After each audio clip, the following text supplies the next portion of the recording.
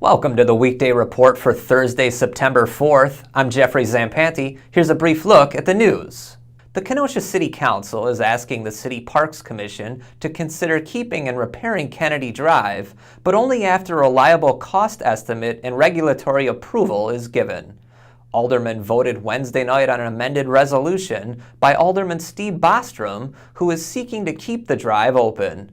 Alderman Scott Gordon's amendment to Bostrom's resolution asked the city to answer two questions: how much it will cost to keep the drive, and whether approval is needed from state and federal agencies. Silver Lake Village board members praised Police Chief Dan Kingsley as they accepted his resignation Wednesday night.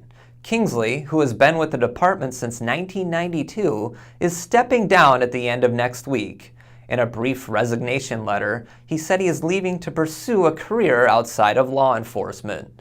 His resignation comes as residents face a November referendum asking whether the village should dissolve. Kenosha's Dustin Thomas decided he'd go for a hike this spring.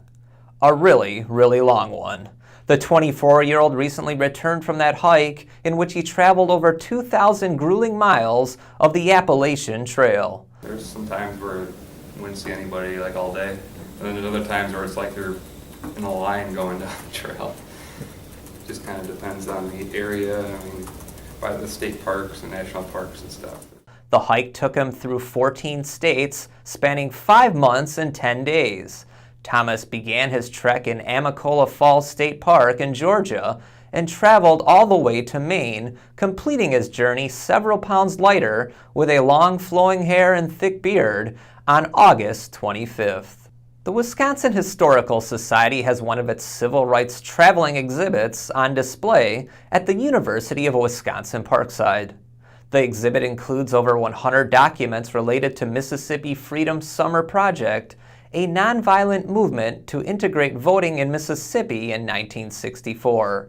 Parkside professor Ed Schmidt spoke about the events that summer at an afternoon opening reception on Wednesday in front of upper elementary school students from Racine Montessori School.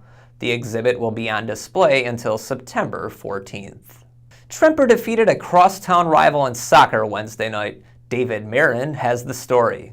The Tremper soccer team jumped to a 3-0 lead en route to a 6-2 victory over Indian Trail in a Southeast Conference match on Wednesday at Jasquith Stadium. The Trojans improved to 7-2 overall and 2-0 in the SEC. Jaime Collin led 4th-ranked Tremper with a goal and 3 assists. Indian Trail dropped to 5-3 and 0-2 in the SEC. David Marin, Kenosha News. What's trending today? The auto industry just had its best August sales month in 11 years. Did you buy a car in August? Or are you looking to buy one? Tell us on our Facebook page. Up next is Brian Sharkey with some Get Out entertainment ideas. Hi, I'm Brian Sharkey. Liz Snyder is on vacation. Here's a look at this week's entertainment highlights. The Kenosha Symphony Orchestra is reaching out to new audiences by performing a free concert Friday night at the Penoyer Park Bandshell. The performance is free and includes free cake in honor of the group's 75th anniversary. Also Friday, Gateway Technical College will show 2 drive-in style movies on campus. The Lego Movie starts at 7:45 and Maleficent will follow. Starting next Thursday, visitors to UW-Parkside can go on a global adventure. That's because the school's annual foreign film series begins with the showing of Submarine.